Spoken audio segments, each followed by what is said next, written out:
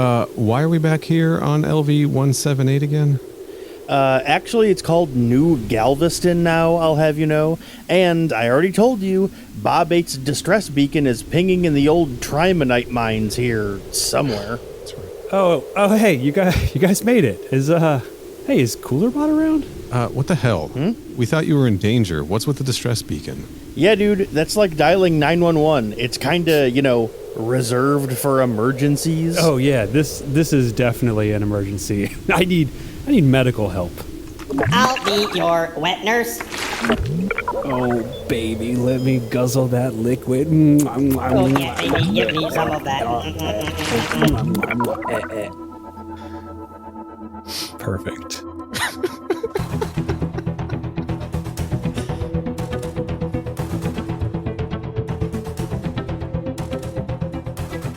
For anyone still listening after that intro, welcome to Crew Expendable.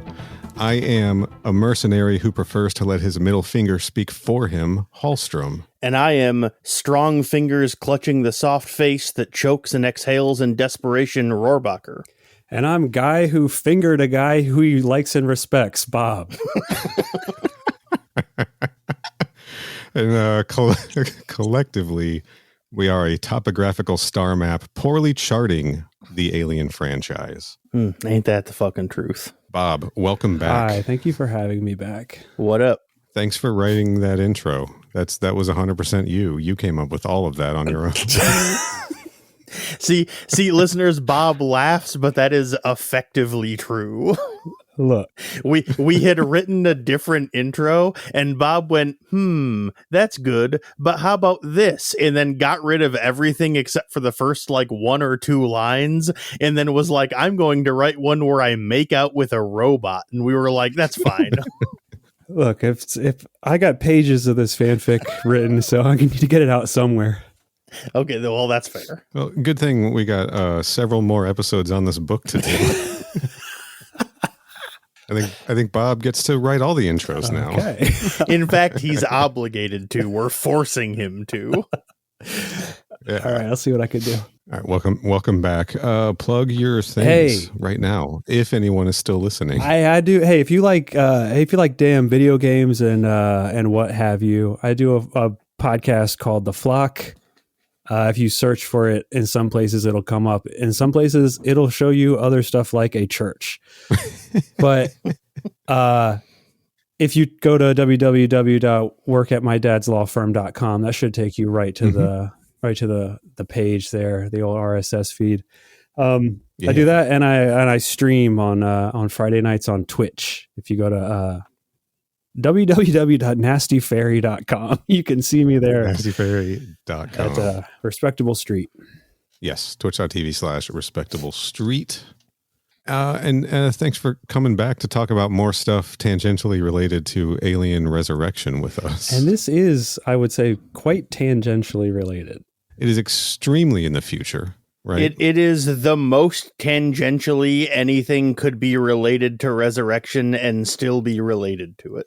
I guess we should announce what it is for the listeners. We are finally breaking down Alien Sea of Sorrows, the 2014 novel that was the second in the Shadow trilogy, right? But we're covering it third because we went chronologically. Is it second? I thought it was the third book in the series. I don't remember. The third, River of Pain, is the third book. On the ebook covers, it says the second book, Alien Book 2 or whatever. Weird. Yeah, it is weird. Sure. I mean, it kind of makes sense because it references a ton of shit that happened in Out of the Shadows. So, fair enough. Yeah. Which, speaking of, Bob, are you familiar with what happens in Out of the Shadows? Not in depth. Okay, because this is kind of a pseudo sequel to it, and some of the stuff that happens in it is, I don't want to necessarily say a callback, but references stuff that happened in Out of the Shadows. That's why. Okay. So that explains more then, because I'm definitely confused about a lot of stuff in the book. Yeah, the basic version is there's a mining colony over LV-178 in Out of the Shadows. Mm-hmm. Is that the Onager, or is that something else? The Onager is something else. This is the, I even have it in my notes. Give me a second to find it. Well, while Kenny finds that, I'll just say it's a trimonite mining facility. Like on planet is the mine, and then in Earth is where they do the refinement and everything, or in space is where they do the refinement and everything. And they intercept Ripley post-alien, prior to aliens. They catch the Narcissus and take her out of hypersleep. And then in the mines, they find xenomorphs. Jesus Christ. Ripley helps them escape the xenomorphs, but the xenomorphs get on the space station, and then Ripley gets her mind erased by a med pod and stuck back in her shuttle and sent back out into space as the mining orbital crashes into LV-178. The reason that's significant is because this book takes place in between Alien and Aliens, and so her mind gets erased to explain why she doesn't remember the events of the novel when she wakes up during Aliens. Yep. And also, the name of the ship was the Marion. The Marion. Airtight plot. No plot holes at all. It certainly also doesn't introduce any plot holes by giving us that explanation either. I love memory erase, or it was just a dream, or that's good writing. Yeah, it's great too, because Ripley forgets all of the events of the book when the book is over, and by the time the book ends, only one of the newly introduced characters is still alive, and the book heavily implies he is extremely going to die. Yep. And the mining vessel that like the whole book takes place on in orbit gets destroyed at the end of it. Yep. So the ending of the book literally erases itself out of existence effectively by the time it's over. That's good. Still a fun read, though. It was mostly really good. There were a couple of parts that I thought were dumb, but generally the book is pretty good, and I liked it. The worst parts of it were trying to shoehorn Ellen Ripley into the storyline. And Ash into the storyline as well. That's right. Big plot point. Ash also put his brain in the Narcissus and then infected the Marion, and was allowing the xenomorphs to get on board and opening doors and shit like that for him. Yeah. And then he still failed in his mission, and he was like, well, I failed again at the end. And that was basically his whole arc.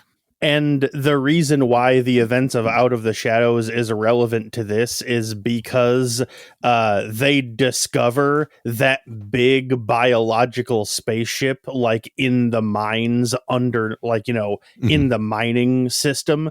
And so like the whole thing of like that ship being there and how it's described in this book as like parts of it are blown away and burned down and it looks like it's been attacked. That's because there was a big fight scene that happened with that ship or around that ship in Out of the Shadows, and that's where all that battle damage came from. Yeah. So you're all caught up. Yeah, it was. There's a lot of stuff in there that it assumes that you know about. Yep. Yeah. I mean, I would argue it almost doesn't matter. Like the fact that they found an old mine and an old ship, like that could still be the start of another story without any kind of explanation. Yeah, for sure. But, it helps, I guess. Yeah, you don't actually need to have read Out of the Shadows to understand this, because then if you hadn't, you're just reading all the stuff and you're just finding it out for the first time like they are. But this is stuff that did appear in the previous book. And so they don't assume we know, but they're like, oh, we already released that book and it has this stuff in it too, Well, they're making a trilogy, man. Yeah, but the Drukathi aren't in the third book in the trilogy. That's right. Well, they weren't technically in the first one either. Yeah, they were all dead by then. That's true. They were all dead.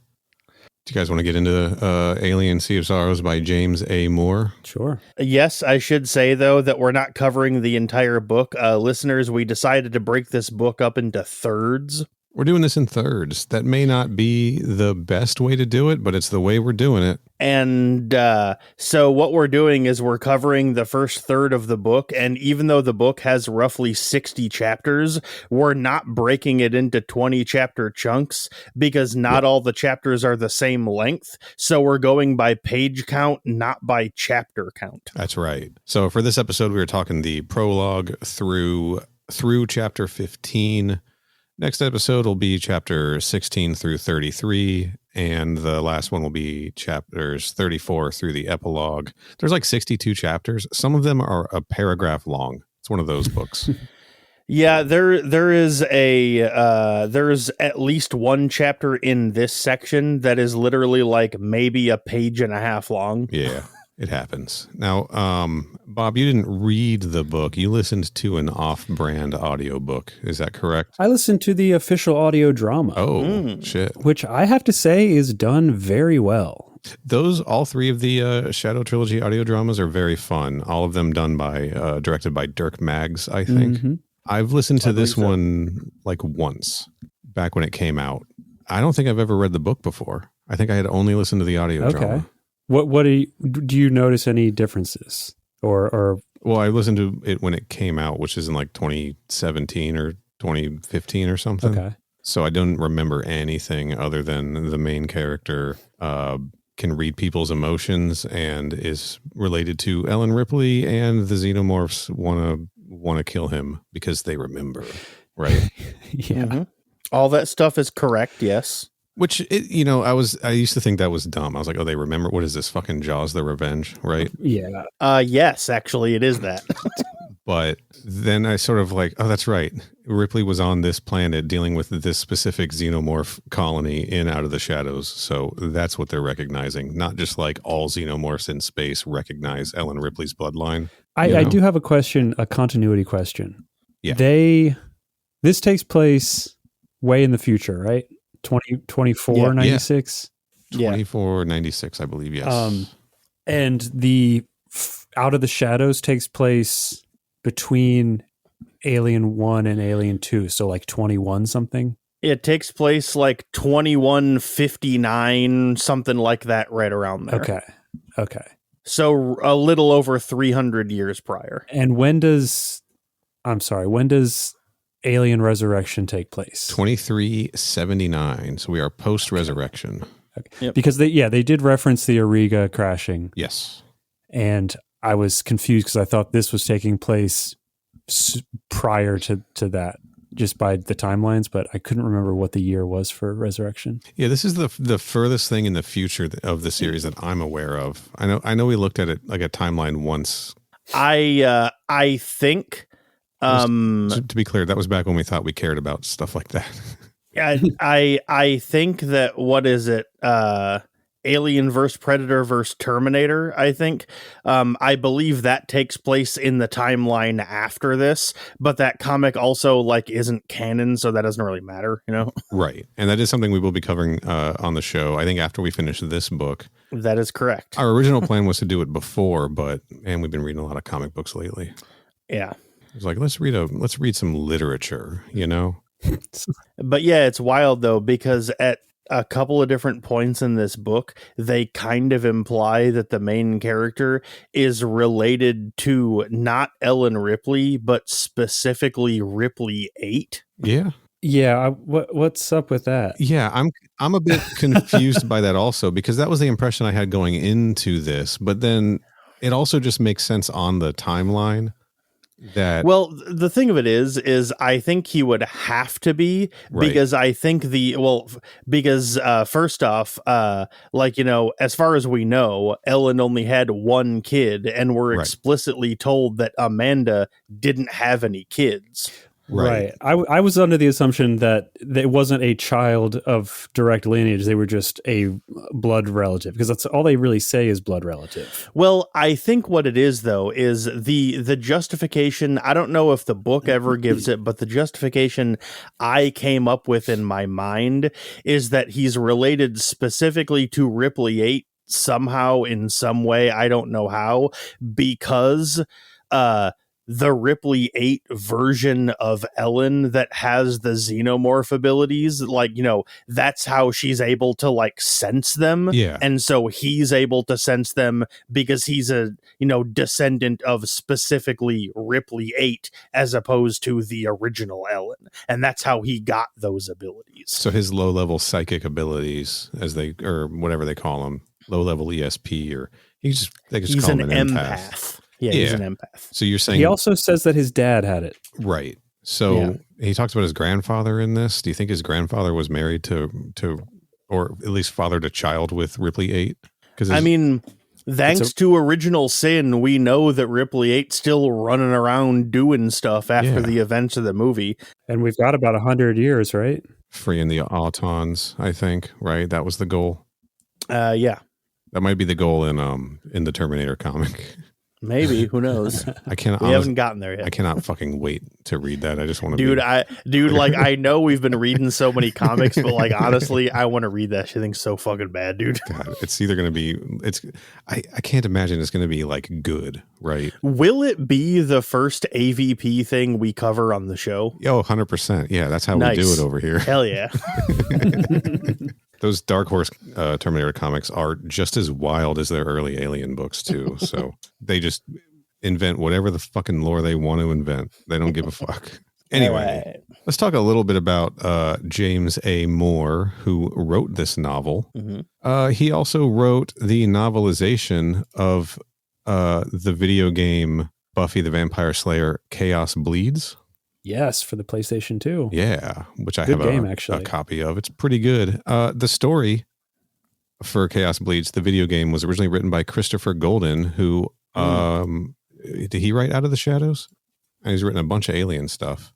He wrote one. Sorry. He wrote one of them. He wrote River of Pain. Okay, yeah. I knew he wrote one of the books in the trilogy. I just didn't remember which one. Hold on. I want to talk about that Buffy game for a minute. Those Buffy games were good, right? I've only played Chaos Bleeds, but I did think it was way better than I expected it to be. Yeah, I remember I've played both of them, but fairly recently I tried to jump into both of them. I didn't get too far, I think. But Chaos Bleeds is the one where you can kind of like play as like the whole Scooby game, right? You can swap between, yes.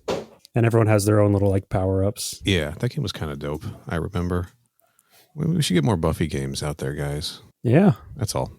Any chance to talk about Buffy, honestly. Hey, honestly, but I'm due for a rewatch. But also, fuck Joss Whedon, just to be clear. True.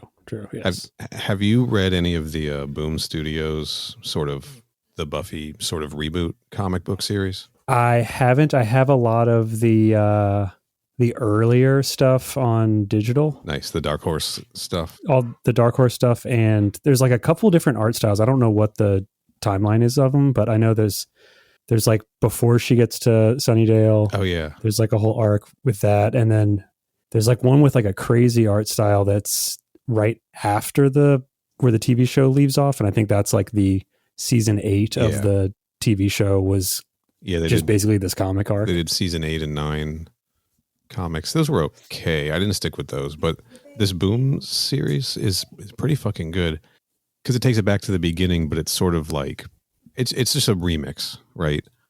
All your favorites are there, but the storytelling is really good, and they do things like have Willow be out as queer from the start.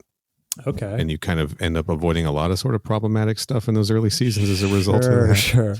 A lot of Drusilla action in there if you're a Buffy fan too. It's a good series and I recommend it. That's all. Just want to talk about Buffy on my podcast. Jesus, get off my back. He never has the chance to do it when it's just me because I have never seen one single second of Buffy. So you got to give it a chance. I know that's like the most annoying thing someone can say, but it's honestly very fun. Yeah, season 1 is like very cheesy monster of the week stuff, as they sort of build lore in the background.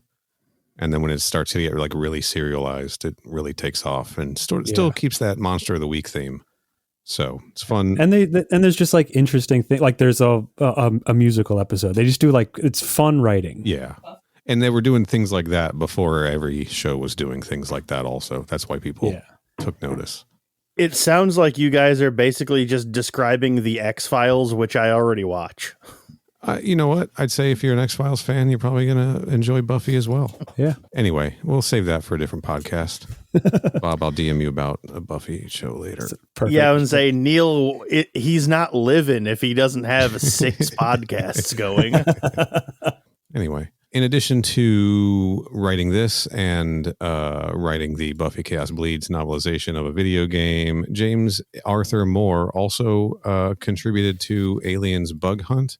I don't think we've read his story yet, have we, Kenny? I'm picking up my copy of it right now as we speak. I would click the link, but this Xenopedia website tab has frozen because of an ad in the corner. No, James A. Moore is one of the last stories in the book. It is distressed. So no, we haven't gotten to it yet. Okay. Oh, damn. He just died. It's actually the one right after Deep Black in the book. Gotcha. He just died last month. Yeah, he did, didn't he? I am just becoming aware of this. James yeah, I'm Moore finding it out right now by you telling us this. passed away March 27th, 2024. Hey, rest in peace. Yeah, man. He also contributed, he wrote the Predator novel, Predator Hunters and Hunted, and co-wrote with Mark Morris another Predator novel called Stalking Shadows, and a bunch of non-Alien and Predator stuff as well. But we don't talk about those things unless they're Buffy things. Let's just jump right into this bad boy here. It's funny how, we read a third of the book and not a lot happened, but also a hell of a lot of stuff happened. Yeah, that's correct. None of it was really super xenomorphy, right? It's not. The xenomorphs have not yet shown up where we leave off in the book. Yeah, this is like this book is just like edging for 33% of it, isn't it? Mm-hmm. Mm-hmm. I guess we get a little tease at the beginning where we have this like monologue of the xenomorphs, I guess, sort of. This was my interpretation of it, like of the xenomorphs, like watching like how they see humans. And these things keep crossing into our man Alan Decker's dreams. Yeah, he is having a dream. It's a consistent through line throughout the book. He's regularly having dreams or thoughts or hallucinations about being a xenomorph while it's hunting people. Yes. Hey guys, he woke with a jerk. Usually I do that before I fall asleep, but got him. Okay. Yeah, all right. Anyway, our man Alan Decker here is just like a dude working on LV-178, now called New Galveston, where they have been colonizing this place. They have built like 3 cities here, all backed by the Weyland-Yutani Corporation. Mm-hmm. And they're trying to work on the 4th, but it just ain't working out so well because the topography is just like falling apart on them. Everything is turning into like black silicon sand. Yeah, we find out that the title of the book, Sea of Sorrows, is a phrase that the people that do his job. He's basically a safety inspector, is pretty much what he is. He's like a galactic safety inspector. Mm-hmm. And the people that do his job have a phrase, a Sea of Sorrows, where it basically refers to any place where when you try to build on it, the land itself is effectively refusing to let you build. Yeah. You set up like a frame for a house and the frame collapses. You set up machinery and the machinery sinks into the ground. Right. That kind of thing. Yeah.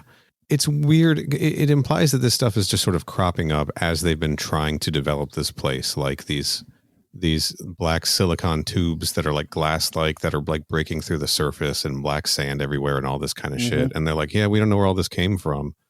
But hey, Decker, it's your job to figure out where it came from so we know what to do about it all, right?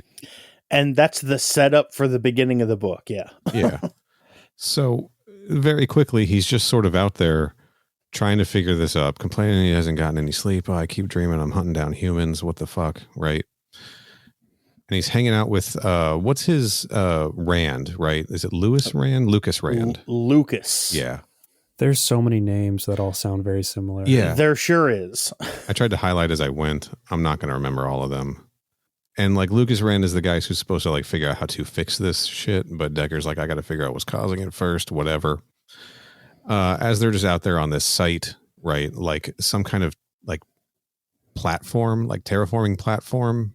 There's a couple of dudes up there getting in a fight, and the only reason I'm really bringing them up is because, well, they're the reason that our guy gets injured, right? But their names are Bronson and Badejo. Yep. And Badejo, clearly a reference to Balaji Badejo, who portrayed the big chap in Alien, right? I could not find a Bronson connected to the Alien series anywhere. I just assumed it was like a Charles Bronson reference. Maybe he's a big action Bronson fan. Who knows? Could be. This was 2014. Does that line up? Who cares? I have no idea. Maybe. He was still underground. It was just the only person named Bronson I could think of that wasn't Charles Bronson. So yeah. So if anyone out there knows if that's a reference to maybe another like alien suit actor or something, mother at crewexpendable.net. It could be a reference to 1986's Thrashing, where they go to the Bronson Canyon halfpipe.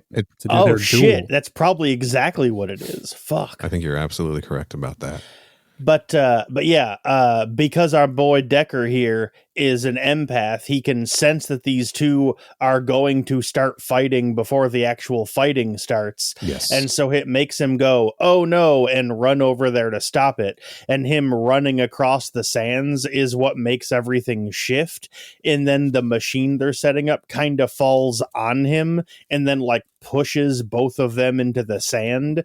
And then when his leg goes in the sand, it breaks open one of those silicone tubes like into his leg. So his leg gets really fucked up too. And so he's just kind of like stuck there going, Well, he also, he knows, he can sense that he's going to fire the core sampler again. Right.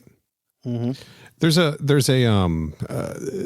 specific conversation or line of text where he's like, before this happens, where he can tell like whatever's going on with the platform, he can tell it's not supported properly. Yeah. The base was too small and they should have added extensions to compensate. Yeah. But then he didn't say anything because he's like, these guys are stubborn and they're not going to listen to him anyway because he's not the boss. Right. Yep. So he did kind of fuck this up. Right. Like, Bob, as a fellow construction worker, yes, that's me. You take these sorts of things seriously most of the time, right? Is the homeowner watching? That's a good question. I guess the boss wasn't technically around, or was Lucas ran the boss, right?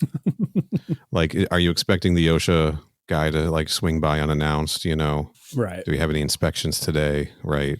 I don't know. It's just like, dude, you should have said something. Like, if you could tell that like this was unstable, you should have just like made them stabilize it, because now you're gonna almost lose your leg. Yeah, and I was almost unsure whether he could tell it was unstable through his abilities or if from his being good at his job. Right. I was kind of unsure about what direction they were kind of leaning with that. Yeah, I think the book makes it pretty clear that he's I think he knows it because he's good at his job, but he holds his tongue because he can tell that nobody wants to listen to him. Okay. But it goes badly because the platform collapses and he falls underneath it and gets his leg pinned, right? Like against some of these like glass silicone tubes.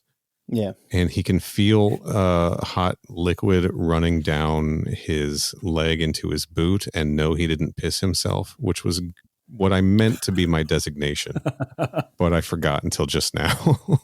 Good work. And I don't know, we're going to breeze through some of this because it's all just the setup, right? But the one thing I want to pay attention to here is that like when the medics come to like take care of him and dig him out, one of them is a woman. And as this dude is like pinned to the ground, afraid he's like lost his leg, he still takes a moment to check out her huge rack. Yes. Multiple moments to like focus on her body, to get embarrassed that she's seeing him this way. Cause like, there's no way she's going to think he's hot after seeing him this vulnerable and shit like that. And it sucked. It's just, I don't know that that's where his head should be. Like, this dude is just down bad, you know? It was a weird addition. For sure. Yeah. It was strange that they decided to do that. The first of many, honestly. Yeah, on one of his first interactions with a fellow crewmate, he does have sex. Sure, yeah. That is correct, yes. Yes. I think it's like night 2 or something like that, maybe. Yeah, I think his first night being conscious and aware of where he was. Yeah. He was like, all right, well, while I'm here, right? We also hear him when he visited his ex-wife very recently. He got down with her as well. So also, one other thing that actually is kind of narratively relevant that we kind of skipped over is that after the medics save him, he keeps getting these basically psychic migraines from he keeps feeling the hatred emanating out of the xenomorphs nearby. Yes. And he gets hit by one that causes so much psychic damage to him that it actually gives him a seizure and he passes out, which is significant because that seizure is used against him for blackmail purposes later on. Yes, which is why I'm going out of my way to bring it up. Yeah. They're Weyland-Yutani really has their shit together when it comes to blackmailing employees, don't they? Yeah. They are real fucking good at this.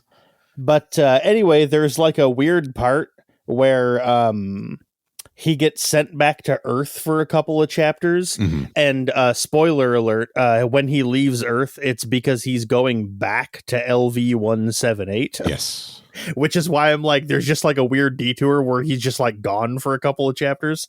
But yeah, he gets shipped off to Earth. And then gets in an argument with his boss because he filed a report that was basically oh yeah, Weyland-Yutani hid this on purpose, and his boss is you absolutely cannot say that, and he goes, I'm gonna say it anyway though. Yeah. Part of his journey back to Earth, he's on the ship called the Carlisle, right? And there's a doctor checking him over, a stout 40-ish woman, which is why he doesn't comment on her body. And she's filling him in about what happened on, oh, you had these seizures, we're sending you back, facilities on Earth are just better for handling this kind of thing. But there's also this real interrogation about what's been going on with him. This is where it starts, right? These examinations where they're it's almost like they're asking leading questions and things like that. I have just a broad statement or question about just alien universe. Sure. So a lot of this stuff is happening on the outer rim, right? Yeah. Mm-hmm. How far are they from Earth? Yeah. Well, they actually say in this book that LV-178 is 47 days from Earth via spaceship. Okay. Damn, Ripley was close then. She sure was. That was they said that in this book, and I was like, wait, what? I mean, you get the impression from the other movies and stuff that they're some of these people just never even step foot on Earth. Yeah. Yeah, and I was under the impression that they used hyperspace pods because they're oh, they have to fly 20 years away, or they're going to be sitting out there for 9 years or whatever. And I'm that's a month and a half. Why would they even bother with the hypersleep chamber? Yeah. Yeah, I think we've talked about this before. I don't think faster than light travel and time dilation and that kind of stuff is ever a consideration in this, right? Because he's going back to Earth for the first time in a long time, and his kids have aged appropriately, Yeah. It's just this was the first time in alien media where I considered the people just go to Earth regularly. They grow up on Earth and then go into space. But from all the other movies, Resurrection, it seems like they live on spaceships pretty much. Right. Well, at that point in Resurrection, so when we did the Alien Covenant Origins novel, I'd bring it up, right? I did. I figured you'd find out a way. We're starting to learn that Earth is seriously running out of resources. It's that old story, which is why they're starting colonization efforts in that era of time, which I don't know what the year is, but by the time we get to Resurrection, Earth is just a shithole, right? That's the line from the movie.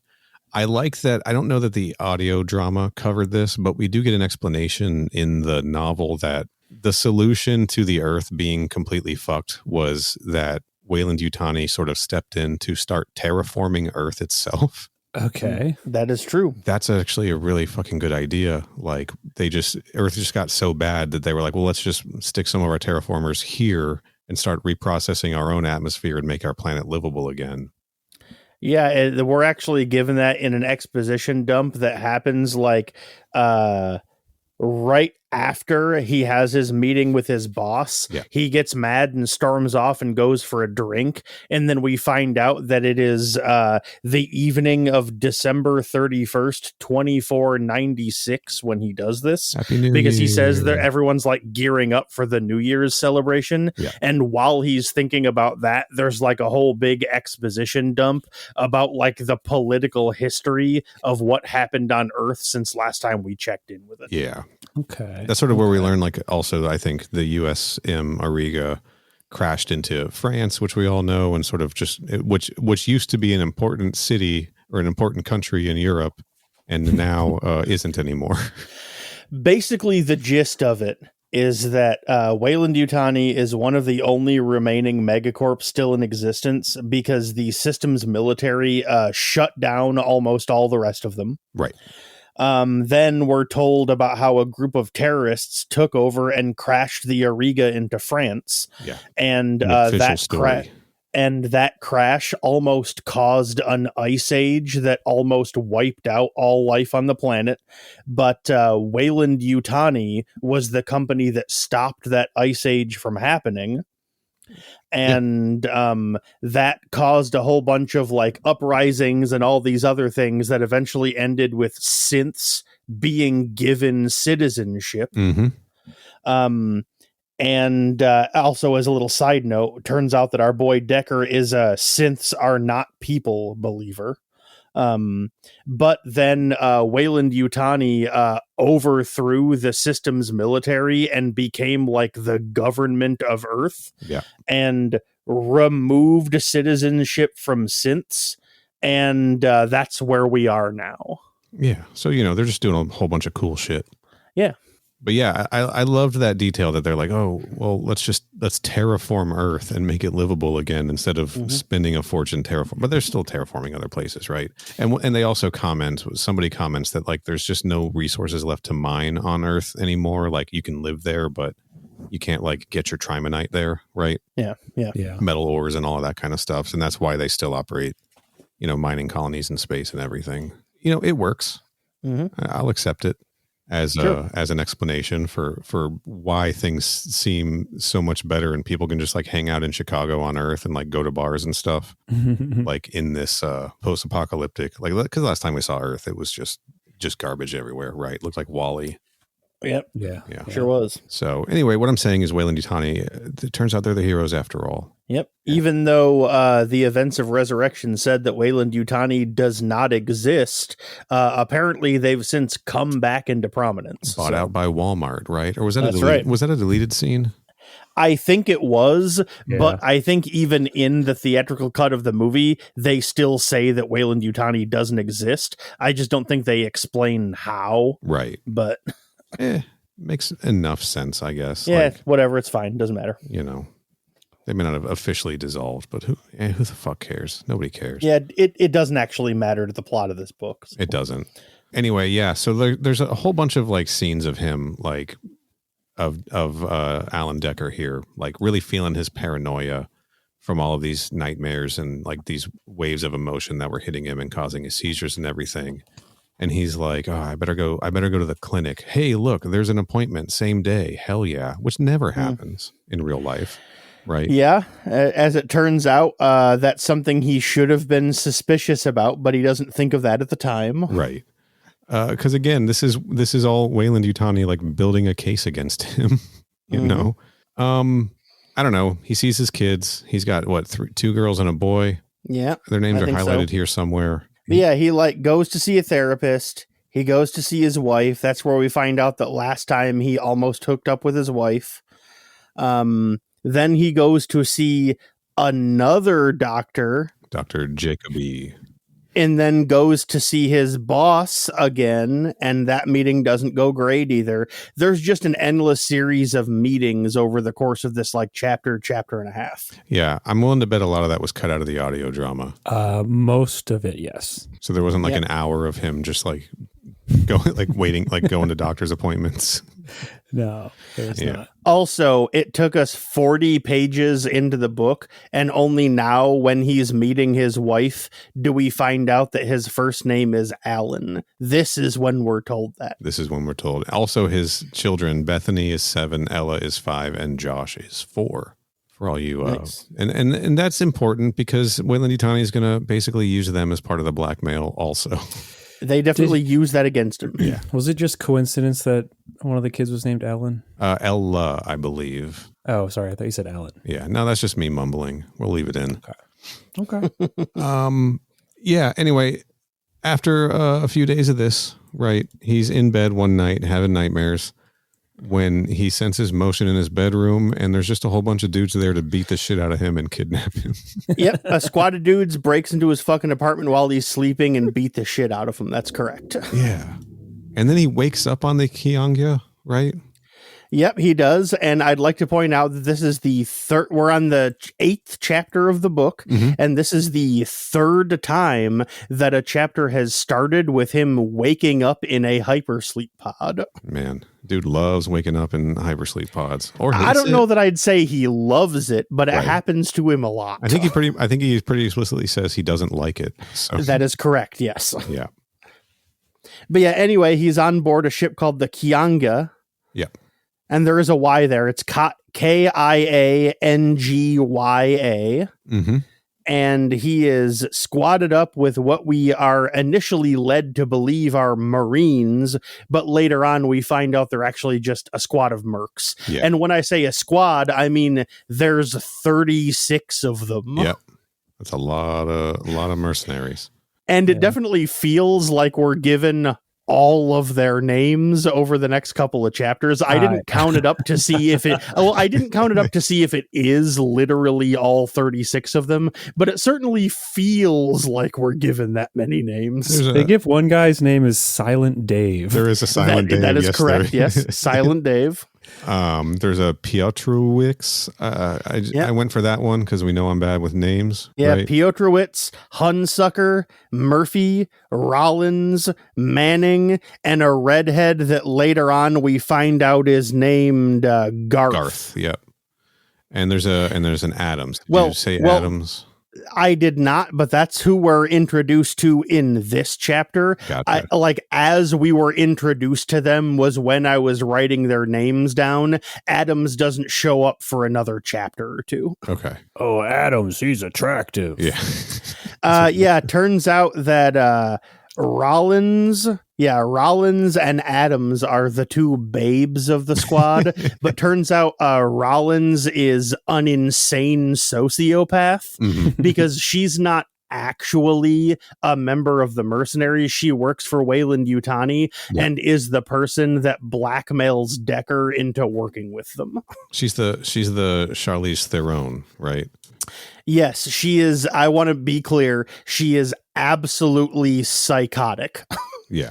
I'm not saying she is insane and crazy and a mad woman. This isn't me commenting on Charlize Theron's attitude or personality. Yeah. Just like she's the Vickers. That is her role in this story. Yeah, yes. yeah. This is the Vickers of of the crew, right? That was her name, right? In Prometheus. Meredith Vickers, that's correct. Yeah, and dude's just like really kind of going for it, like going with it. He's like, oh, I guess I'm on a ship. Oh, I guess I'll find a locker with my name on it and put clothes on that I think are mine. And he hears the Piotrowicz name, and he's like, I'm pretty sure that was the name of one of the dudes that beat the shit out of me before I woke up here. I'm going to try not to hold a grudge, right? And then we get some classic terrible Marine dialogue, even though they aren't Marines. Although I think some of them are former Marines, right? Some of them are former Marines, yes. Where someone's like, Murphy, tell Rollins her acquisition is awake. And then the guy shoots back, tell him yourself, dickhead, right? Just like, you know how people talk to each other all the time in real life, Just a lot of that. I'm not a big fan. We all know that. Well, that's how we talk to each other in boot camp. Yeah. That's right. Sure is, dickhead. There's one guy, was it Silent Dave or somebody else who is just constantly like flicking people off. That sounds like old Silent Dave. It sounds like something Silent Dave would do. Yeah, I don't remember who specifically that was. Yeah, but it happened like at least 3 times in these types of scenes. And I was like, all right, like 3 times makes it funny. I don't know. I guess. I don't know. Manning is like a big dude with like a craggy face, and he takes Decker to talk to Rollins, right? Mm-hmm. And she's the one who's like, hey, guess what? Hey, first of all, hi, my name is Andrea Rollins. And also, turns out you are related to Ellen and Amanda Ripley. And they owe Weyland-Yutani a sizable amount of money because Ellen Ripley blew up a Nostromo and then helped blow up an atmosphere processor. And we're blaming her for the Sulaco also, I think.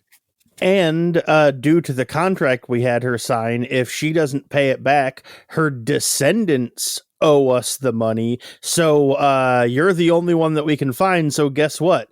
You're on the fucking hook now, baby. Yeah. You do this job for us, or we're suing you for everything she owes us. Yeah. Not only that, your descendants will owe it. So Yeah. Yes. ruining the... If you don't, yes. Yeah. We will ruin your children's lives if their student loans don't already do that for them. And then she also drops, she's like, yeah, we also think Ellen found this species of alien called Xenomorph XX121. And we've been analyzing all of your doctor's appointments, and we've accessed recordings of you having like your seizures and things like that. We ran that through some AI, and we've decided like you're having visions of these same things, or you must have some kind of a connection to them. Yeah, they also use as evidence the fact that when he had that seizure earlier, Right.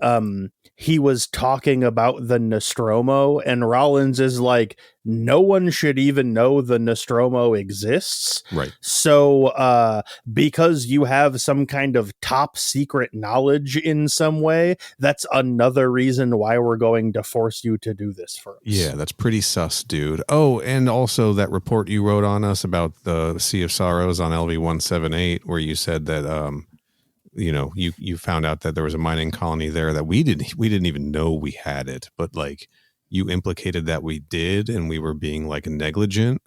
Like, that's not cool, man. But we checked it out, and it turns out, yeah, hey, there was a mining operation there a long time ago, and there is some extraterrestrial stuff down there. Mm-hmm, And so we're going to go check that out, and you have to go also. And hold on, one more clarification thing just for me. Sure. mm-hmm.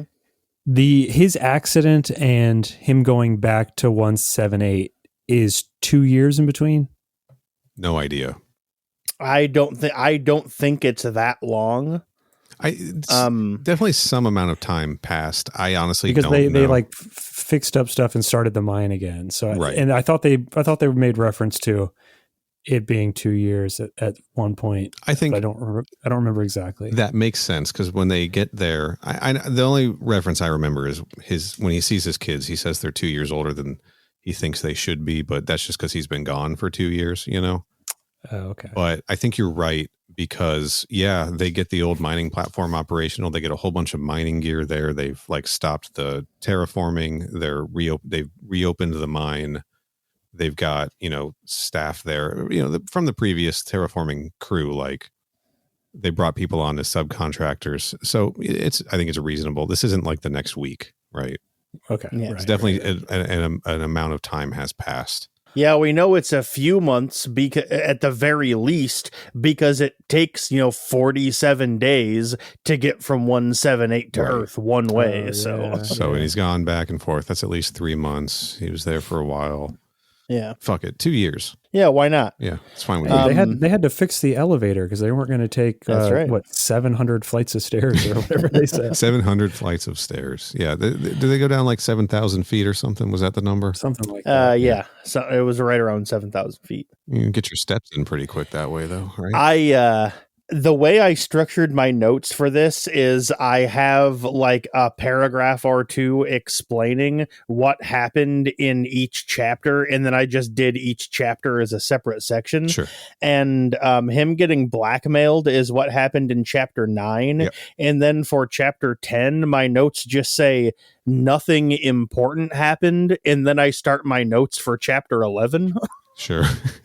So I don't know precisely what happens next after that, but it isn't anything that's narratively relevant because I apparently skipped over it. So Chapter 10 was the one that was a page long, so you're good. okay. Yeah. Listening to the audio drama, there is no indicator of chapters. Right. Yeah. So I listened to about half of it, and then I asked Kenny, like, "Hey, what happens at a third of the book since we're breaking it up into thirds?"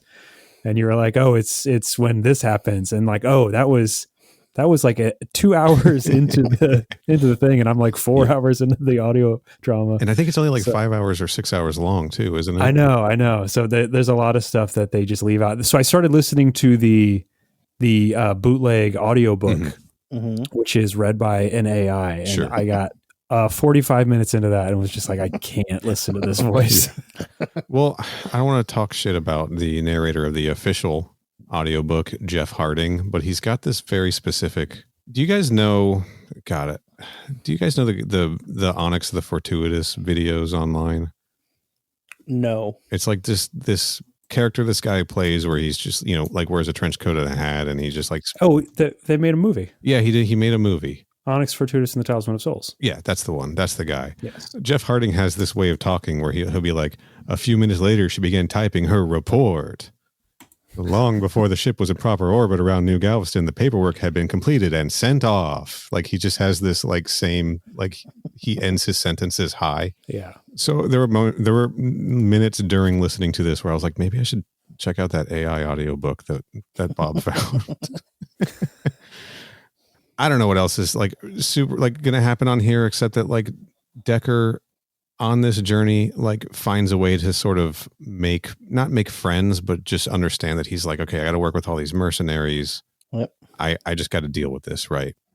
Who they don't seem like they don't get along. Like it's really like after his initial conversation with Rollins, where she's like, you're basically going to be fucked, and everyone you know is going to be fucked if you don't do this. Yeah, we after that, you. it seems like it's smooth sailing for the most part. It is, because then he meets Adams.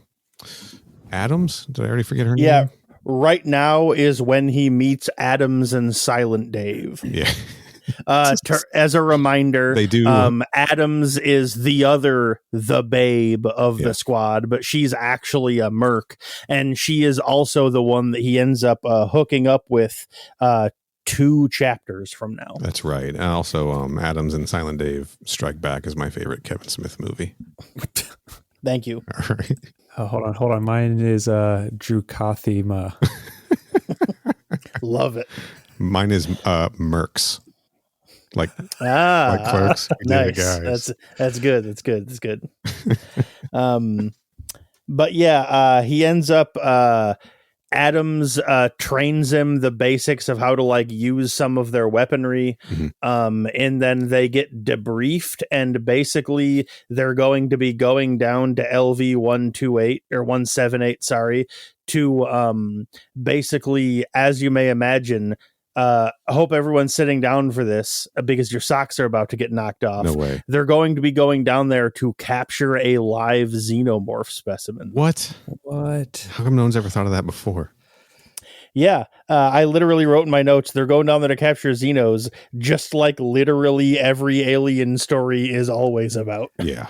That's one thing that jumped out at me is, I mean, obviously there is always the derelict ship, and they come across a xenomorph or an ovomorph, and they don't know what it is. And, Wayland Yutani is trying to capture it for turning it into a weapon or whatever. Yeah. Sometimes a weapon, sometimes medicine, right? Sometimes a cure for all diseases, but usually a weapon. Yeah. But the one thing that always bothers me about trying to not really reinvent a property, but like like, how do we up the stakes? And it's always adding like some kind of psychic abilities to some characters. Yeah, they really Friday the 13th Part 7 to this. I was going to say, I believe that's I was going to say Friday Part 6, but then you said Part 7 before I did, and I was like, oh, thank God Neil beat me to it, because I was about to get that wrong as hell. Yeah, they really had to squeeze in some telepathic abilities into this franchise. Yeah, they sure the fuck did. This book takes some swings. I'll say it. That's one way to put it. Yeah. I like that they're going over like the plan to capture. They have these things called foamers, right? Mm-hmm. That's not new to this book, right? That was in the Dark Horse comics. I want to say, because it sounded really familiar. It sounded really familiar to me too. I'm actually on Xenopedia. I wonder if there's a foamers article. But basically this stuff, it's like your cans of expanding foam, right? You can just like spray it out and it locks, it foams in a xenomorph, and then you can't move or anything. They say something to the effect of how it's hard enough to keep anything from moving, but porous enough that it's not going to be able to kill them. Yeah. So you just hose the xenomorph down with this stuff and lock it in place, and then you can safely transport it, which is also my other favorite Kevin Smith movie is Xeno Hosers. Okay. Jesus. God damn it. All right. Probably my last one. Probably not, but it's fine. I wasn't expecting a Yoga Hosers pull. Yeah, neither was I. I was not expecting that fucking at all. They also have plasma rifles, which I think is a good call, because was it speaking of the Dark Horse comics, was it do we learn like Hicks was like really pushing for plasma rifles on that mission, and they were like, no, they're too expensive, right? Yeah, I believe it was plasma rifles he was trying to get. Yes. Yeah, so I like that they got plasma weapons in this, because I don't know, just fun to learn about them, I guess. Again, we talked about this before, Bob. You're a big gun guy. Yeah. Oh yeah. So what did you think? Totally. What did you think of the munitions on this? These mercenaries have here. Hey, I like the old timey 40 cal handgun. It's a real wrist breaker there. I don't know, plasma rifle. That's a video game thing in my mind, because I don't know what a plasma rifle would be in real life. I'm not sure what that would physically look like. I get you. I think you're on it, because like I'm glad they're using plasma rifles, because I'm like, finally someone's going to like hunt xenomorphs with weapons that are actually going to like do something, right? Mm-hmm. They also talk a whole lot about how these plasma rifles are just going to destroy anything you shoot with them. Yep. And I was like, I thought you guys' mission was to like bring them back alive, or at least intact, Yeah. Like, even if they're dead, because there's a conversation where they're like, what if we don't bring them back alive? They're like, then bring them back dead. Okay, but what if they're in pieces? Well, you get less money if you don't have the whole thing, right? Yeah. Now, here's a weapon that will destroy absolutely everything you shoot with it. And possibly you. Mm-hmm. But, for hunting xenomorphs, it makes sense. But as for it being a video game thing, I've used the plasma weapons in Fireteam. Mm-hmm. I don't like them. They're not fun to use, and I don't have them on any of my builds, because I don't know, bullets are more fun. Yeah. Fair enough. For sure. At least we know that this is like they're setting up like a well thought out, like well stocked mission with a lot of gear and effective weaponry and effective capture methods, theoretically, and 36 people. It's not like a team of 8. Mm-hmm. So they're like taking the mission seriously, at least, which is a change. Usually you've got like 6 guys who are like, who the fuck cares? Whatever I point this at is gonna shoot him with it. Nothing will kill me, and then everyone dies. That's most. Yep. That's most Alien stories. Pretty much. Oh! And I just popped into my head. Is the gorilla suit guys? Do they have foamers? The ape suits. The ape suits. Do they have foamers? I don't remember. So I couldn't find just foamer. There's plastic preformer. I couldn't find a foamer article on Xenopedia, but I've definitely heard of them before too. Like, this has definitely popped up in something. I can picture like a comic panel where the ape suit guys are shooting the foamer at a xenomorph, but I don't know if I just made that up or what. I don't know. Hey, mother at crewexpendable.net. That's right. I would love that. I would love to see that. It's just like a can of great stuff like strapped to their back. And don't type ape suit foamer into Google. It doesn't bring up anything good. Oh my God. Well, here's the Weyland-Yutani Commando article. Ape suits, pulse rifles, and catch poles. Okay. This is just what they had in Alien 3. All right. Okay. All right. So anyway. Okay. Oh, what, do you want to get back on topic, Kenny? Jesus. After, I mean, yeah, we're getting close to the end-ish.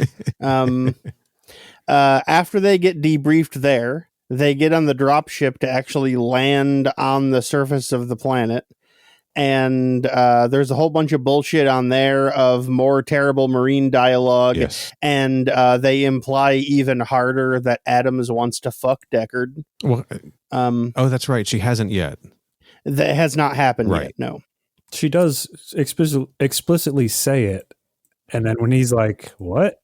Because I highlighted that. Because he's like... Again, though, that hasn't happened yet. Well, because he's all like stressed out and like white knuckling it, and she's like, "Damn, you need to get laid almost as bad as I do," or something like that. Which is that does not happen until the next chapter. I have it written in my notes. I want to talk about it now.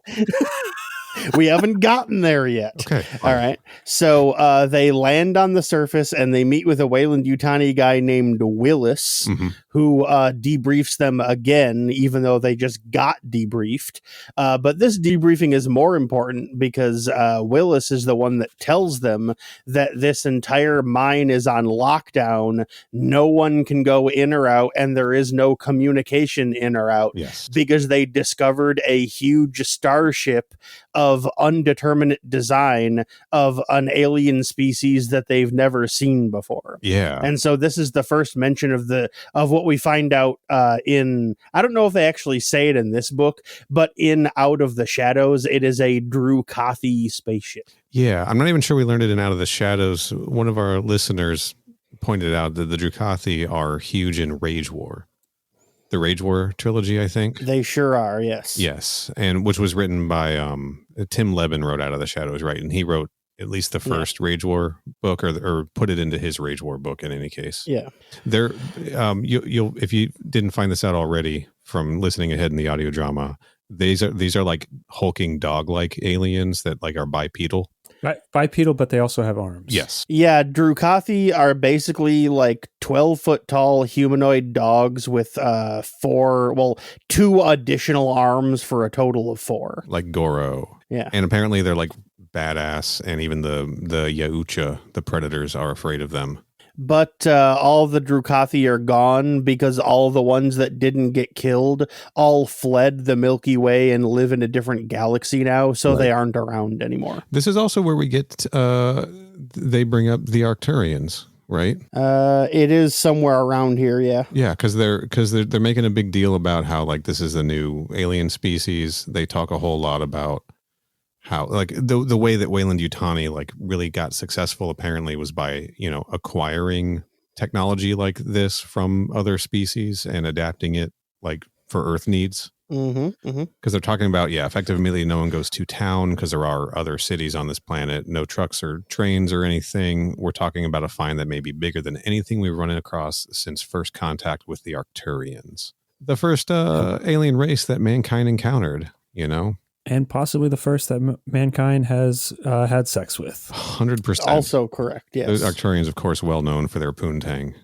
That's right, yes, thank you. Doesn't matter if it's male, Known across the galaxy. So Frost in Aliens is like, remember when we fucked those aliens? Yeah. Remember when we fucked those aliens who advanced our species?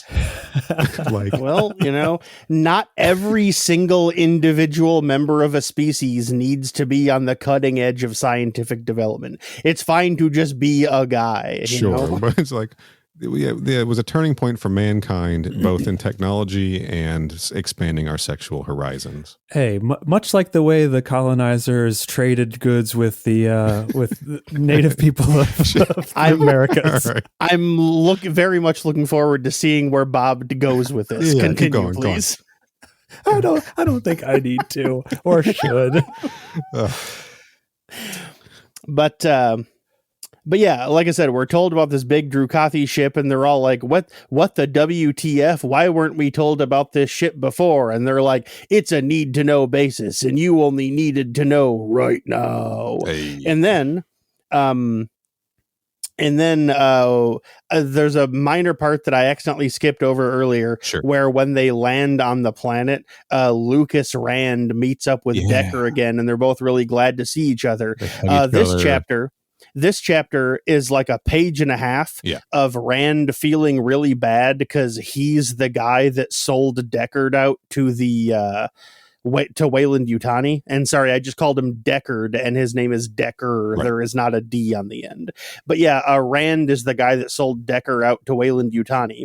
That's the first half of the chapter, is him feeling guilt about it for like a page and a half. Yep. The second half of the chapter is Decker and Adams fucking. There it is. We got there. There it is. Finally. Good for them, honestly. Good for them, yes. You know? Apparently, according to Decker, he considers himself and Adams both to be giving and sensual lovers. As an empath, you think he like gets in his head like a little too much during? I mean, it would probably give him a better idea of what he needs to be doing in order to, give her more of a good time. I think they reference that afterwards because she says like, "Hey, was that?" Or he says something about, was that good for you too? And she goes like, you're an empath, shouldn't you know? Maybe this is why he's so horny. Could be. Just knows what's up in everyone else's head. And then he just uses that to probably take chicks home from the bar. Yeah. You know? He knows exactly, but he has a pretty good idea of the kind of stuff he needs to do. I'll just say this right now. Decker kind of fucking sucks. And it's not this stuff so much. This is certainly a part of it. Like the fact that he's horny all the time is like, all right, we get it, dog, you know? Mm-hmm. But just like, I don't know. I'm just not a big fan of him as a main character. All right. He's not very interesting. You know, whatever this connection he has to the xenomorphs, that's a character trait, right? That's not character, you know? He seems to mostly just be like walking around with a chip on his shoulder, being like, oh, that guy sucks, but I'm not going to say anything. Oh, look at all these people. They're all happy and feel like they're going to make a bunch of money off of this thing, but I'm not going to say anything. Oh, that platform's unstable. I'm not going to say anything. You know, like, I don't know. Yeah. He just sort of sucks. He's pretty bland. Yeah. Mm-hmm, mm-hmm. Dude knows how to pick up the ladies, though. He sure does. We learn in this briefing that you're talking about prior to that little tangent. You know, who's the guy's name? Which guy are you trying to think of? The one briefing them on LV-178. Willis. Yeah. He's like, hey, the more stuff you find, like the bigger bonuses you're going to get, blah, blah, blah, all of that stuff, right? And everyone's like getting like real jazzed up, you know. Everyone's excited. Everyone's feeling greedy, like in their head, right? Like really expecting a huge payday from this.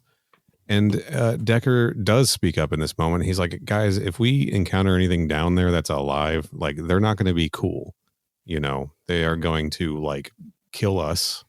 And if we don't have any contact with the cities or any of the like other resources on this planet as backup, like this is going to go real bad. And everyone's like, nah, it's going to be fine. Whatever. We got Willis is like, that's why we're paying so much money to get the best mercs money can buy, right, guys? And they're all like, oorah. And Decker is like, God, we're all dead. Decker's like, these guys have never seen an alien movie, have they? Very few people have in the alien universe. It's weird, right? Strangely enough. These guys have never read Star Beast.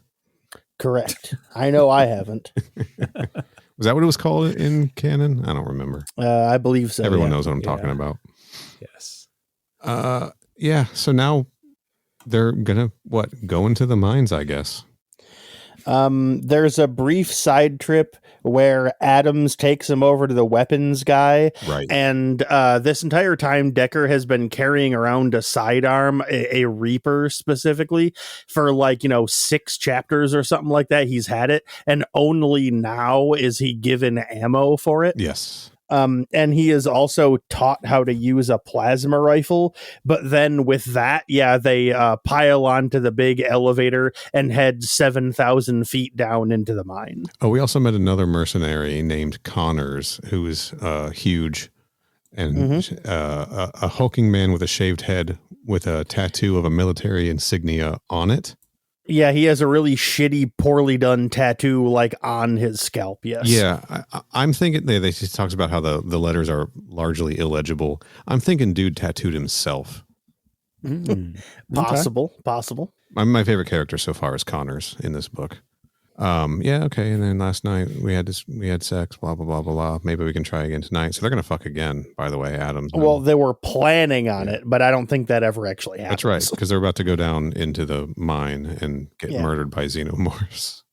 I like that Adams gave him one of her old plasma rifles. See, I had thought that he got it from like the armorer guy. He did.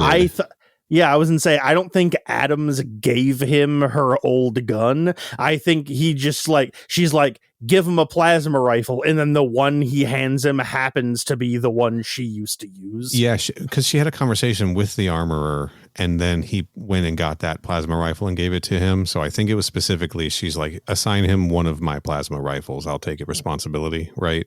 That's fair. She explains to him how it works. Yeah, so. And it had stickers on it. One was her name, and one was a pink pony. Mm-hmm. And that's correct. The only reason I'm really bringing this up is I'm not huge on like character creation in general. In video games, I will like mash random until I find something acceptable, and then make the hair a mohawk, and then I'm done usually. That's mostly what I do too. Yeah, pretty much. But I spent a lot of time like scaling and positioning stickers on my guns in Fireteam Elite. Is the pink pony in there? I do believe there is a pink pony in there, actually. Oh, nice. Yeah. I'll look that up and make sure, though. We'll confirm next episode, unless I don't remember to. Let's see. But yeah, like I said, though, they get onto the elevator and head like almost a mile and a half, not quite a mile and a half, down underground into the mine. And then with that, we start the final chapter that we're covering in this episode. The ship. They get down into, the bottom of the mine, because for anyone that forgot or hasn't read or listened to Out of the Shadows, the mine is structured to be 9 levels, and the ship was found on the lowest level, which is level 9. Right. And so they get all the way down there, discover the ship, and there's like a page or two of all of them just going, wow, oh my God, holy shit, fuck. I can't believe it, at how big and huge the ship is. Yeah, I don't think any of them have ever encountered anything alien before, lowercase a alien, you know what I mean? Yeah. So everyone's like, holy shit, this is so cool. And I don't know, the description of the ship is kind of interesting. Like Decker's can't figure out how, like, it just doesn't make sense to him the way it looks, like the walls are like almost organic. They look like crumbled paper, right? Like if you crumbled a sheet of paper and smoothed it out, just had those wrinkles in it. And it's got these like large black silicone tubes like growing out of it and cutting through it and all kind of shit like that, which are not part of the ship. These are things that have happened afterwards, I guess. Which I'd like to say as a brief aside, they always described them as like, big silicone tubes, and when they break, they shatter like glass. Yes. So I literally just pictured them as fluorescent light tubes, but dark. Yeah. And like, because the book never actually describes what they look like, so every time they pop up, I just picture fluorescent light tubes sticking out of everything. Mm-hmm. Those are fun to smash. Yeah. Love smashing a fluorescent light. Every time they mention the tubes, the black tubes, I'm in my mind, I'm picturing like the alien, like bio, like structures that they build. And I don't think that's what they're talking about. Yeah, it's similar.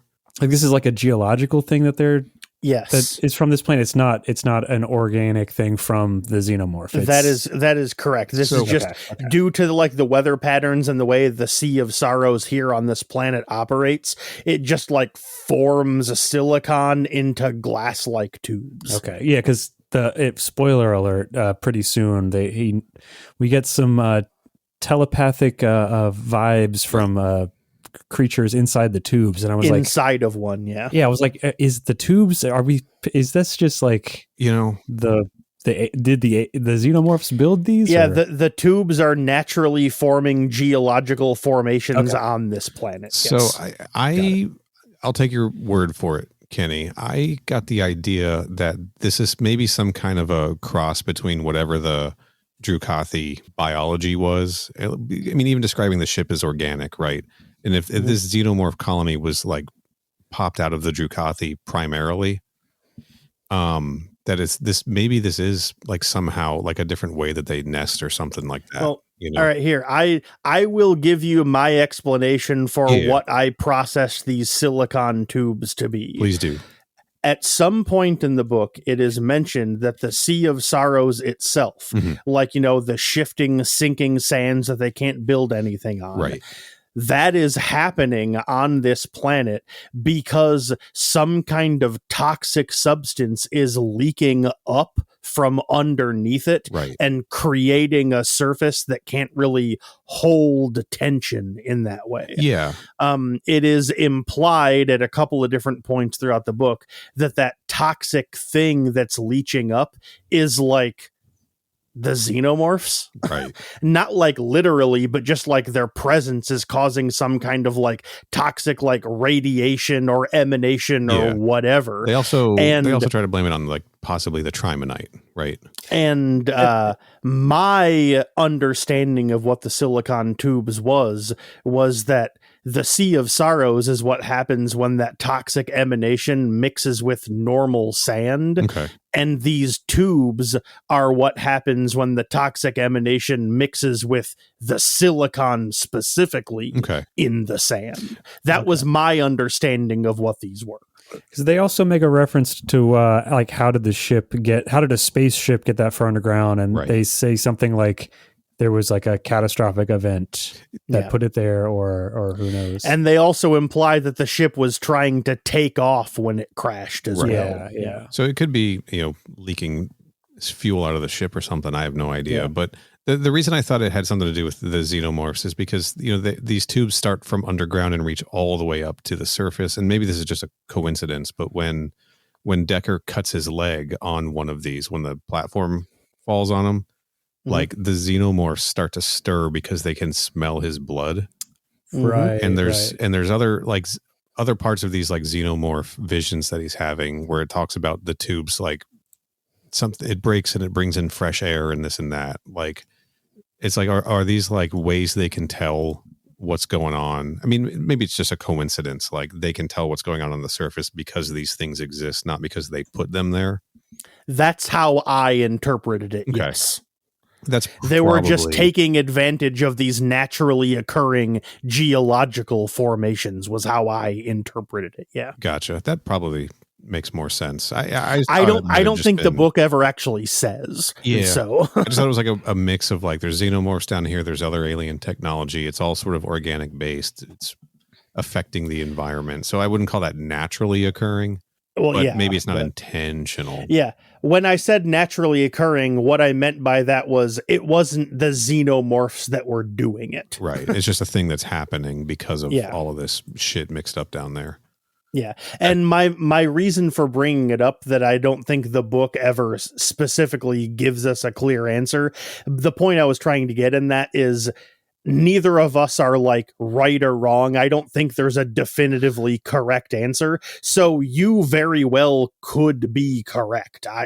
Who knows? Well, we'll just see what Tanaka finds out because Tanaka is focusing on the tubes, right? Yes. Yeah, we're introduced to Tanaka, but she does not show up yet in this chapter. And also, as a side note, Neil, right here at this point of the book is when mapping probes get mentioned. Oh, I have it highlighted in my ebook. I even wrote in my notes, oh shit, mapping probes mentioned, wait here for a moment to let Neil make a crack about Fire Team. Yeah, or Prometheus. I literally wrote that in my notes. Well, my pup and on my recon and fire, like it tags enemies. It doesn't really do a lot of mapping, but the I do love the existence of these things. And I like that they're trying that Decker's like, why don't you guys just use mapping probes instead of like actually going and checking out those tubes and shit? Like that feels a lot safer to me. And they're like, well, except that there's a bunch of low level radiation here. So that interferes with the mapping probe's ability to map. And then everyone's like, but we can go in there. Like, yeah, it's totally safe for you to go in there. And then like some dudes pull out like Geiger counters to like check it out for themselves. And Willis is like, you don't need to do that. We wouldn't be down here if the radiation were bad enough to kill us. And they were like, leave us to our own devices, old man. Willis is like, I wouldn't be here if I was going to die from radiation. And they're like, yeah, okay, whatever. Probably a synth anyway. Am I right?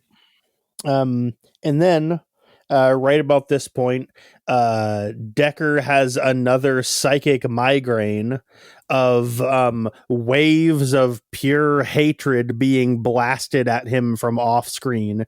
By the way, as a side note, Pure Hatred is the name of a Chimera song. Good song, good band.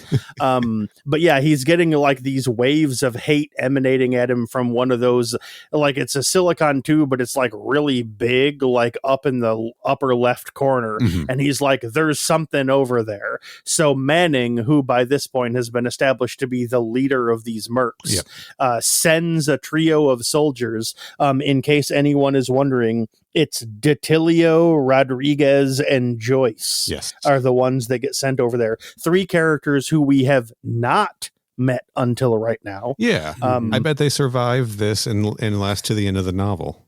And while they're over there checking stuff out, another trio of soldiers, Perkins, Daicho, and Dwaji, get sent out to go set up like computers and like comm systems and stuff over in another corner of like the courtyard area.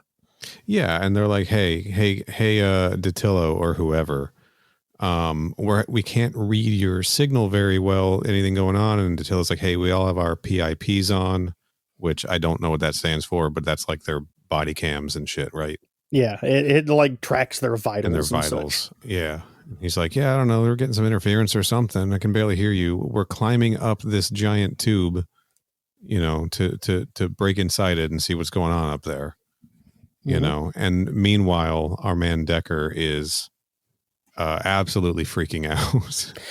He's like pouring sweat. His heart rate is like doubled. His eyes are bugging out real hard, like he saw something that's freaking him the fuck out. And everyone's like, whoa, dude, calm down. And he's like, oh my God, they're heading right for it. And then Petrowicz is like, hey, come here. I got the good shit. Let me give you a mild sedative. Petrowicz, again, the guy who kicked his ass, the guy whose name, like, he heard when he was getting his ass kicked in his apartment.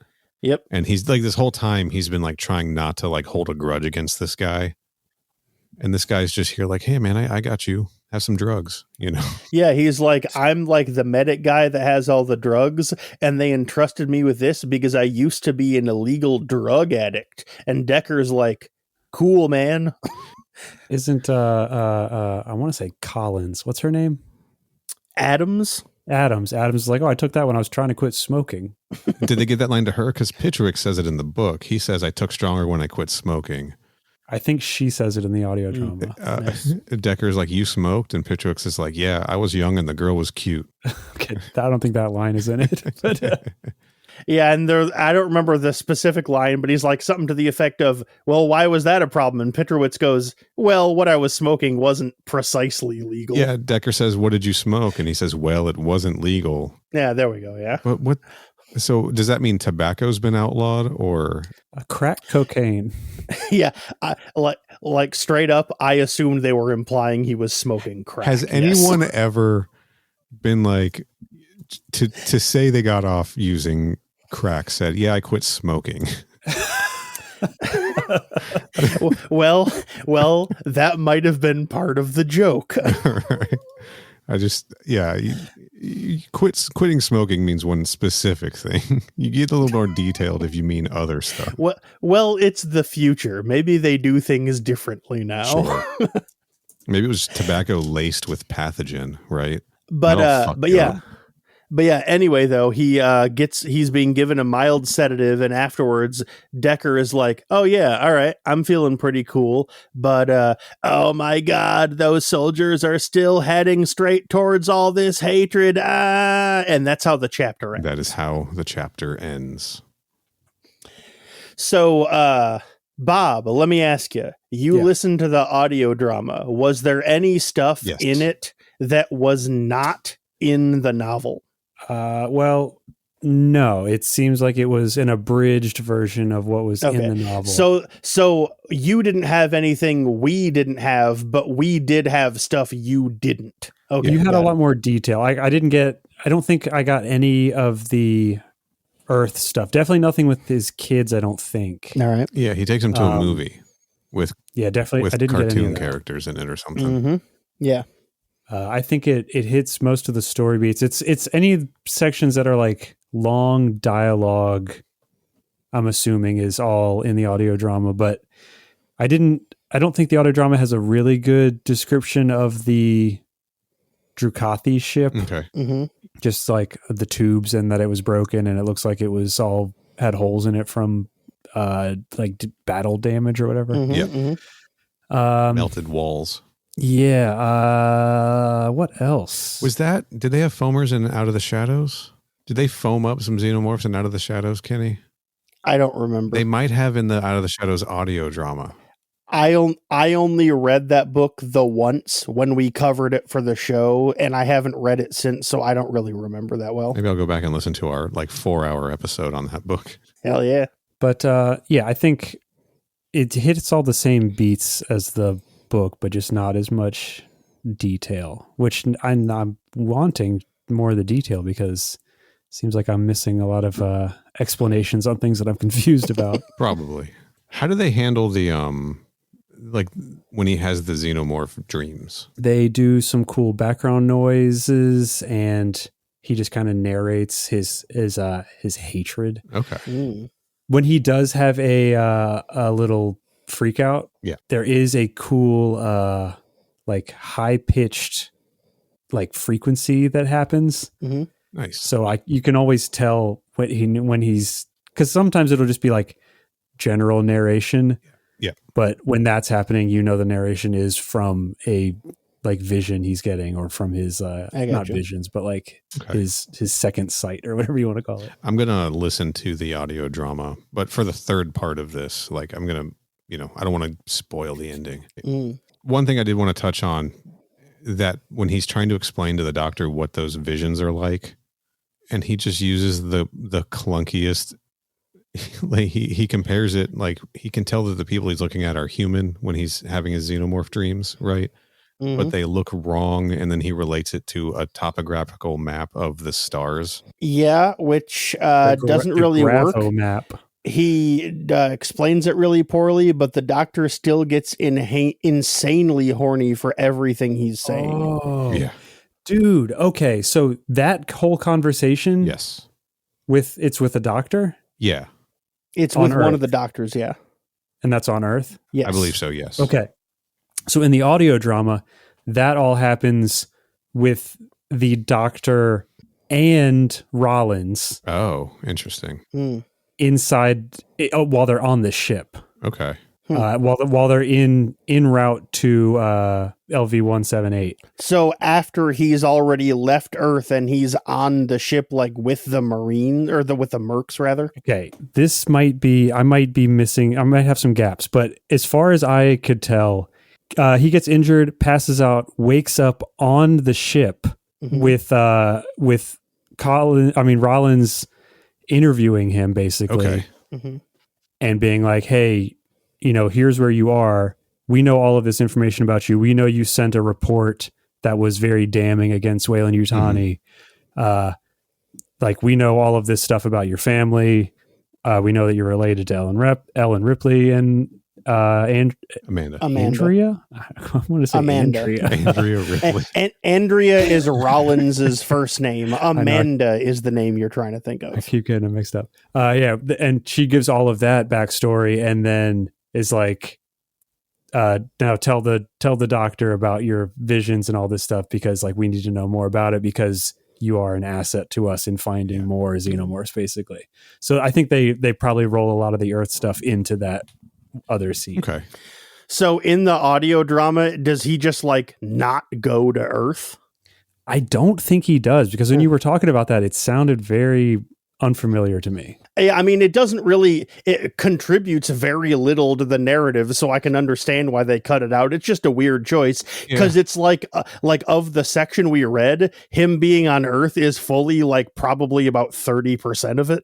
What I liked about all that stuff on Earth is it shows these like ways behind the scenes that Weyland-Yutani is like manipulating him and collecting this information on him to set him up for what they wanted him to do, which I understand you don't need. You can just be like, we're Weyland-Yutani, we know everything.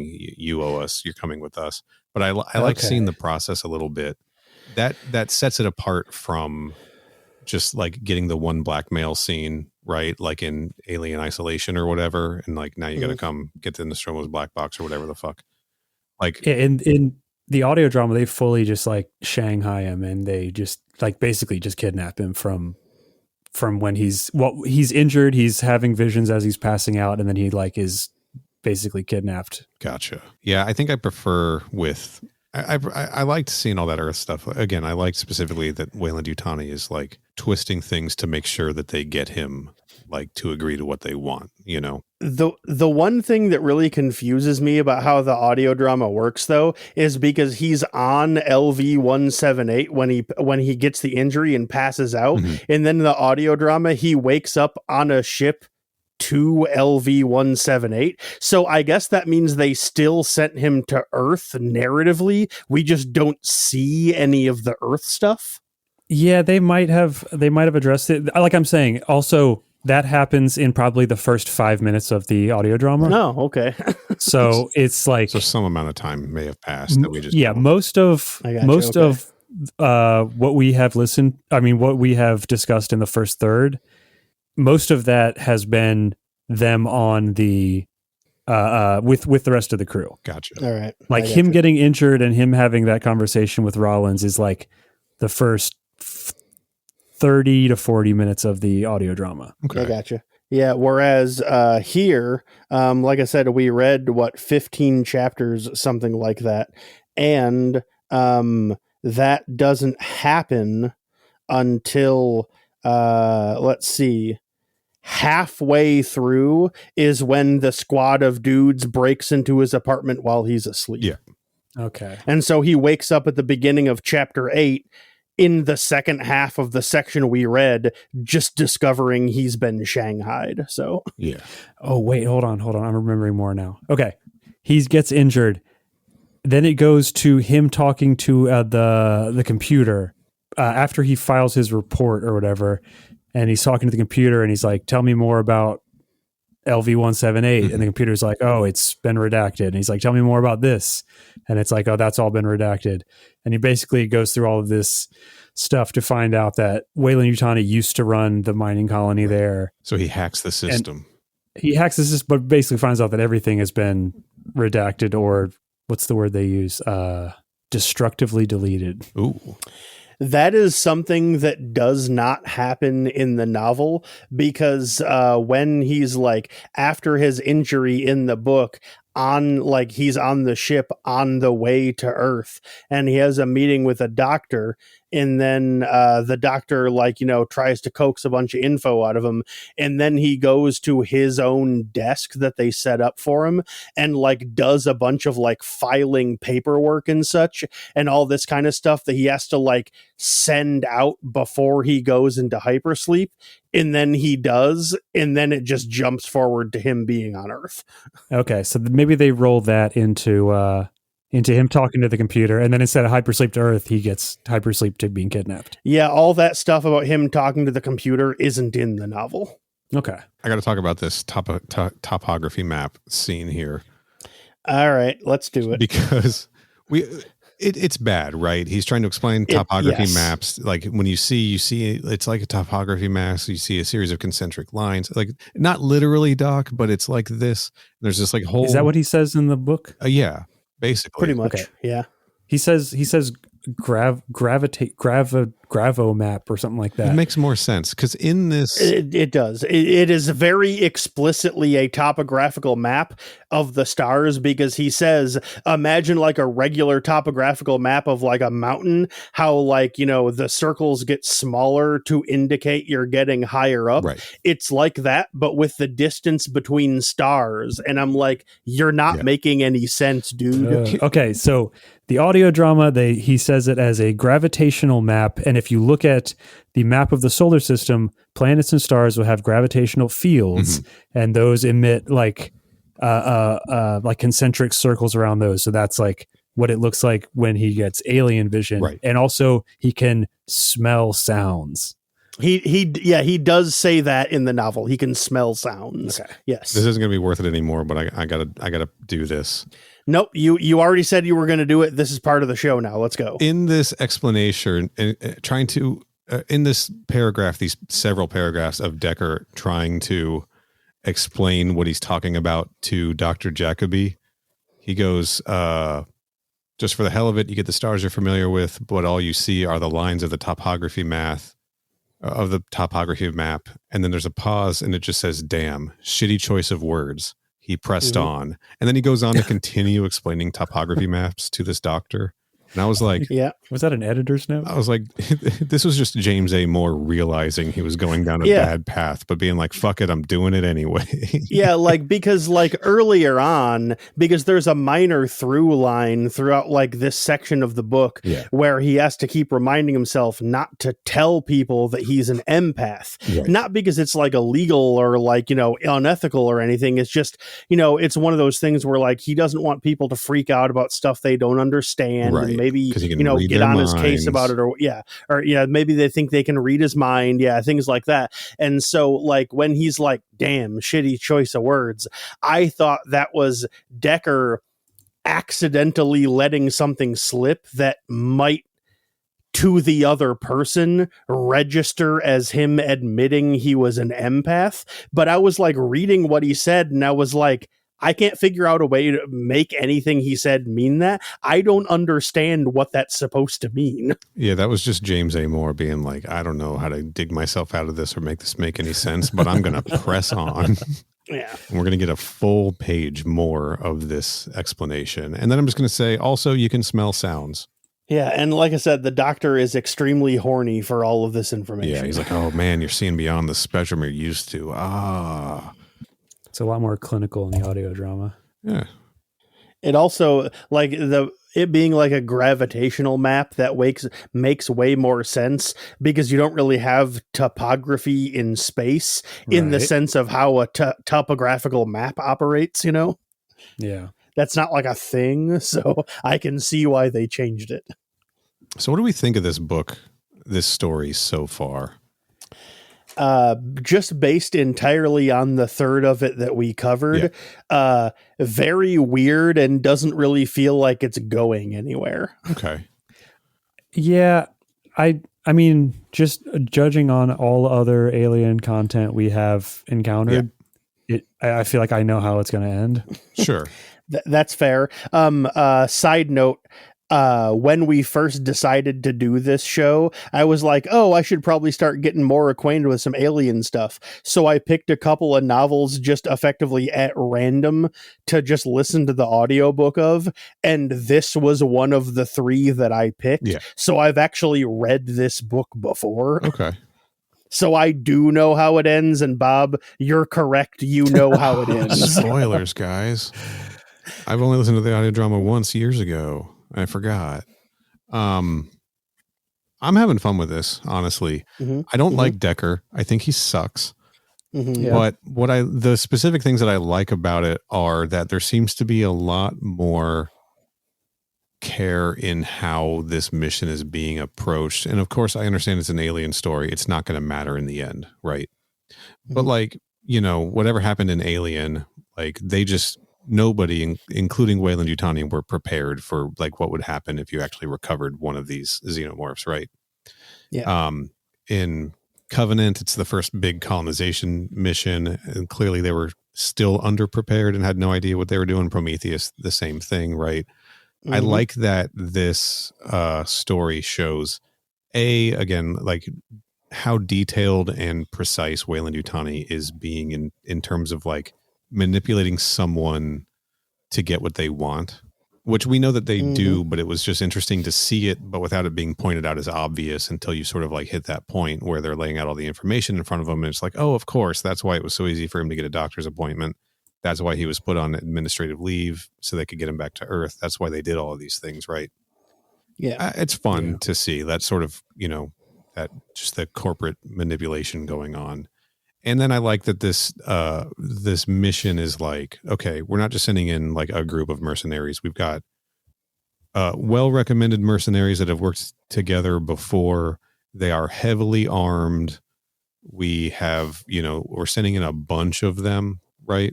The only like downside of this is where they're like no contact with anyone else on this planet because that's Wayland Yutani trying to protect their claim, right?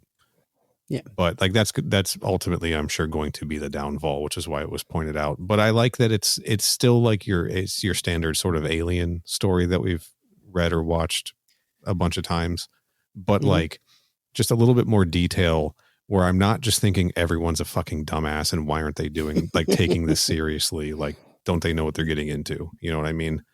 Yeah. And I appreciate that. But like, yeah, I'm not really rooting for anyone in the story yet either, Yeah. And I probably won't, honestly. What do you mean? How could you not be rooting for anyone? Are you seriously going to sit there and tell me that you don't want pulling a name out at random Mueller to survive? No, you know what? I'm rooting for Garth.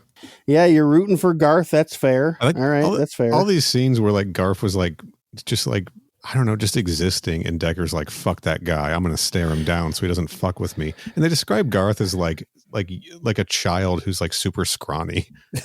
Yeah, he's all but a teenager, and he's like a scrawny little redheaded kid. And also listeners and Bob, if they didn't say this in the audio drama, I believe they said there were 4 people that broke into his apartment to Shanghai him. Pietrowitz was one of them, and we find out later on that Garth was also one of them. Garth was the one that came up to him and tried to grab him, and then he either punched or elbowed him so hard in the stomach he got knocked against the wall, doubled over, and almost threw up. Yes. Yeah, that's right. Yeah. There's also a bunch of stuff in the book about how Decker's like, now I know I'm pretty good in a fight, but like I don't want to ruffle too many feathers. Like, dude like really thinks he's like a badass. Not only do they not have that in the book, they don't even give most of their names or descriptions until at one point when they're going into the mines and they do a roll call of everyone and they go through like 30 names. And I'm like, who are all of these people? See, it's funny because when they're going, I believe it happens when they're going into the mine on the elevator. Yeah. In the novel, it specifically says they do a roll call, but when they do that, like in the book, they don't go through all the names. They just say they do a roll call of everyone and gloss over it. No, they go through all the names in the book. I think they have a couple scenes where like so-and-so affirmed he was there with his middle finger or whatever, right? Yeah. Like dumb shit like that. I don't know. But yeah, we're not given everyone's names there in that scene because throughout the narrative in the chapters surrounding it, we just have all of those names pop up as like random background mercs that have like a line or walk by and wave at someone or things like that. Okay. All people who are, I'm sure, going to die, Yeah, that's they're all going to die, Neil. That is correct. Bold statement. I know. I don't want to have to walk that back later, but I'm pretty sure. I'm not being sarcastic. I think everyone in this book, well, not everyone. I think there is literally a single-digit number of survivors of the like 50 named characters in this book. Let me guess. They decide they're going to go off and take the fight to Wayland Yutani themselves, and then we're never going to see him again. Unironically, yes, that's correct. Jesus fucking Christ. All right. Okay, whatever. We know what we're getting with these. We sure do. That's why I was okay just spoiling how the end of this book goes, even though we haven't covered it yet, because it's exactly the same book as all of the other ones we've covered. Gotcha. Well, I'm excited to see how it plays out anyway. I mean, see, that's the thing. It is a fun book. I did enjoy it. There's a big middle section where they're just wandering around in tunnels, and like the geography of the space is impossible to follow. So you have like no idea where anyone is at any given time. But otherwise, other than that, this book is actually pretty good. Nice. Yeah. Yeah. I'm having fun with it too. And I am going to listen to that audio drama before we're done with this series. Because those are fun to listen to. Like, those are well made. It's good. It's well produced. Yeah, I've enjoyed all of them. But yeah, I don't know. Should we wrap it up? Yeah, sure. All right. Bob, have any final comments on what we read of the story? No. You were saying before we started recording that you just really wish they went in more detail on the sex stuff, right? Well, I'm saving that for my version that I'm gonna. Okay. It's gonna be on a Tumblr. Fair enough. All right. So where can people find your Tumblr online? www.nastyfairy.com. You can go there. You can listen to me and my friends talk about video games and stuff at work@mydadslawfirm.com. Or if you look up The Flock and go for one that doesn't look like it's a church. Yeah, I'll put one of those links in the description. Make it easy for people to find. Thank you. Kenny, where can people find you on the internet? I'm on Letterboxd. I'm on the PlayStation Network. I'm on Twitter. I'm on Blue Sky. My handle is @CYHOBBEZ. Nice. I'm on the internet at Final Neil. Just the internet in general. Corey and I are still plugging away, getting the last few episodes of my Mortal Kombat podcast, MK Podcast, finished up. Go check that out, mkpodquest.com. Where can people find this show on the internet? Twitter @CrewExpendapod. Blue Sky @CrewExpendable. Instagram and Threads @CrewExpendablePod. Website crewexpendable.net. Email mother@crewexpendable.net. youtube.com/@crewexpendable. Yeah. Bob, thanks again for hanging out. Yeah, thank you. Reading this book with us. We hope you'll join us for the rest of it. I'll be there. Cool. We'll be back to talk more about this weird book next time. Until then, stay frosty. Hey, no, I fingered a guy I like and respected.